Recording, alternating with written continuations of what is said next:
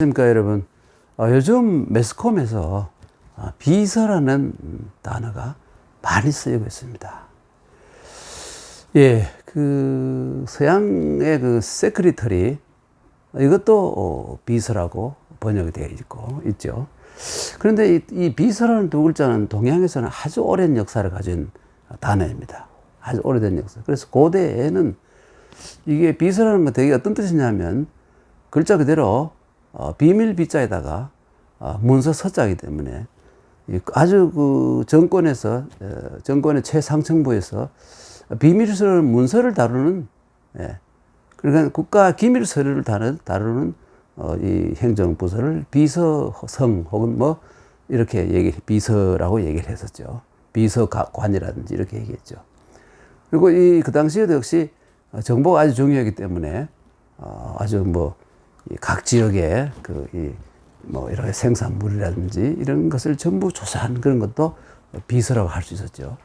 그런데 글자로 보면 우리가 보통 이렇게 씁니다. 비서 이래가지고, 이 신비할 때 비자를 이렇게 쓰죠. 사실 이 비자는 원래의 글자가 아니고, 원래는 이 비자가 뭐냐면 이것이 비자입니다. 이 글자가 원래 본래의 글자입니다. 그런데 이것은 향기라는 뜻을 가지고 있어요. 그러니까 그 비석은 향기는 전혀 아니잖아요. 예. 그런데 이것이 이렇게 이것도 역시, 근데 이게 풀에 속하는데 풀 가운데서 가장 향기로운 게 뭐냐 사람들이 생각해 보니까 역시 쌀이에요. 예. 그래서 여기 요 글자를 넣게 된 겁니다. 이건 발음 기호에 지나지 않고요. 예. 그래서 이것은 결국은 뭐냐면 역시 향기를 뜻하는 글자예요. 향기. 그런데 사실 우리가 알고 있는 그 비서라는 것은 향기는 아니잖아요. 예. 어쩌면 아주 그 국가의 중요한 서류, 아주 이 조심스러운 겁나는 책인데 그 한 구절 그 한 페이지 때문에 사람이 수백 명이 죽을 수도 있는 그런 무시무시한 그 비밀을 담고 있는 그러한 이 책인데 이것을 향기라고 하면 말이 안 되잖아요. 그럼 원래의 글자가 뭐냐면 실제로 원래의 글자는 이 귀신 기자, 이걸 귀신 기라 그러죠. 보통 보면 이거는 어떻게 해석하느냐면 이런 큰 돌이 있고 이 밑에 이 받침이 있고 그 받침이 두 개 있어도 좋지만 되게 이 받침을 하고 그 위에 이 소 혹은 양 그렇죠, 혹은 돼지를 죽여가지고 피가 뚝뚝 떨어지는, 그러니까 이 제사를 지낼 때 제탁이라고 하면 돼요. 제사를 지내는 제탁이라 그러죠. 제탁을 이거라고 하면 됩니다. 그래서 이 귀신을 의미하기 때문에 뒤에 여러분이 아시는 모든 이 귀신에 관한 글자는 보면 이렇게 하고 우선 대부분 이게 신이잖아요. 여기는 번개예요. 번개가 치고 천둥이 울리고 천둥이 치고 이걸 줄여가지고 요것만 떼가지고 놓은 것이 바로 신이 번개와 천둥을 가지고 뭘까요? 저걸 한다, 벌을 내린다, 이런 생각을 한 거예요. 그래서 신자가 이렇게 된 것이죠. 그리고 여러분이 잘 아는 행복할 때 복자도 보면 말이죠. 이게 귀신이고, 요건 뭐냐 하면, 원래는 모양은 이렇게 술병이에요. 술단지. 그래서 이게 신이 주는 술이라는 뜻이에요. 예. 여러분 보면 신에게 빌 때는 이 도자, 그렇죠? 기도할 때 공자가 이렇게 되는데 도자, 기도할 때 도자. 약자로 쓰면 이렇게 쓰죠. 기도할 때. 이 기자도 마찬가지입니다. 이 기자도 기도는 다 귀신에게 하는 것이 기도예요. 여기 또 복자에서 복지 읽을 때 복지할 때 지자도 신이 내려주는 복일지예요. 그 모든 글자에 보면 이게 들어가면 귀신이라는 의미를 가지고 있는 글자죠. 그렇죠?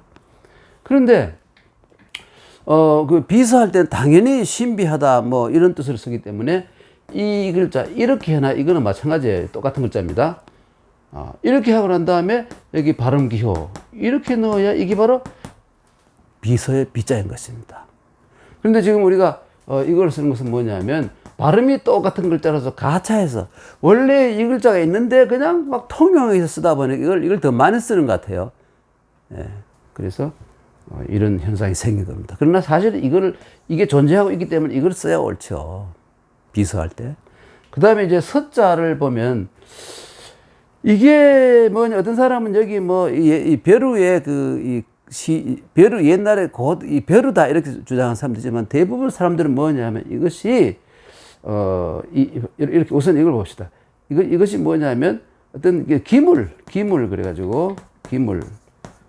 그런데 이 벼루라 그러면 결국 뭐냐면 옛날에 벼루가 생기기 전에 어떤 상황이냐면 어떤 그냥 통에다가 그 시꺼먼 액을 먹이겠죠. 먹물을 담은 뭐 이거라고 보면 되겠지. 뭐 그 벼루라고 봐도 마찬가지. 기물이라 그러는데 여기 이거 손이 있고 말이죠. 아예 손이 아니라 내장. 이건 붓이죠. 붓. 그리고 사람이 손으로 잡고 있는데 붓끝이 이렇게 되죠. 붓끝이 이렇게. 네. 그래서 이것이 변해서 이렇게 변한 겁니다. 이 서자가.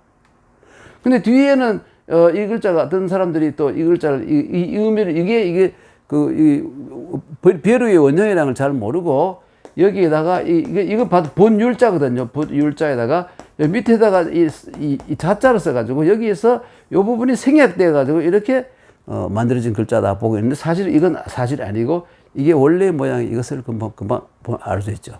그래서 결국 이건 뭐냐면 여러 가지 의미를 가지고 있는데 이 서자는 쓰다. 요즘은 중국에서는 이렇게 씁니다. 이렇게 써요. 약자로. 간화자라 그러죠. 쓰다. 혹은 뭐 한자의 한 자체로 보기도 하고 붓글씨로도 되고 또 어떨 경우에는 여러분 이 사서 삼경 가운데 상서 있지 않습니까? 상서. 서경할 때 서경을 상서라 그러는데 이걸 의미하기도 하고 그렇죠. 그냥 또 편지라는 뜻도 쓰기도 하고 여러 가지 의미로 쓰이죠. 예. 그래서 비서할 때는 이때 서라는 것은 책이라는 의미로 쓰인 것이죠. 예. 국가의 기밀이라든지 혹은 중요한 내용이 기록된 책. 이게 비서. 이것을 감당하는 곳 비서성. 그죠? 뭐 비서감 뭐 이런 아주 고위관 직입니다. 예. 그래서 지금 중국에서도 이 비서들이 상당히 높은 비서, 그것을 제일 높은 비서를 가지고 중국에서 지금 뭐라 그러냐면, 제일 높은 최고 통치자를 말이죠. 총석이라 그러죠. 여기도 서자가 들어가지 않습니까? 총석이. 예. 예. 이 서자가 들어가죠. 비서할 때. 그래서 총자는 뭐 이 글자의 약자인데, 그러죠? 이 글자의 약자. 우리는 이제 이걸 쓰고 있지만 중국은 이걸 쓰고 있죠. 서자는 중국에서 당연히 이렇게 쓰고 있고, 기자도 또 중국에서는 어떻게 쓰냐면 이렇게 줄여서 씁니다. 이렇게. 말씀원을 말이죠. 이렇게. 삼수는 이렇게 쓰고, 말씀원은 이렇게 써요. 지금 중국에서 이런 상황입니다. 그러니까 우리가 오늘날 비서라는 두 글자가 사회 매스컴에 많이 올라 있는데, 하여간 비서라는 것이 매우 옛날에는 공무원 가운데서 아주 높은 그러니까 뭐 청와대 비서실 근무하면 굉장히 높은 배설이잖아요, 그렇죠? 예. 그 옛날로 친다면 승정원 말이죠, 그렇죠? 좀 되겠죠. 예. 그리고 하여튼 왕주위에서 아주 국가의 중요한 일을 결정하는 지위에 있는 사람들이 되게 비서들이었습니다. 하여튼 오늘 요즘 매스컴에 비서라는 말이 워낙 많이 떠오르기 때문에 말씀을 드리게 된 겁니다. 네, 그럼 다음 시간에 또 뵙도록 하겠습니다.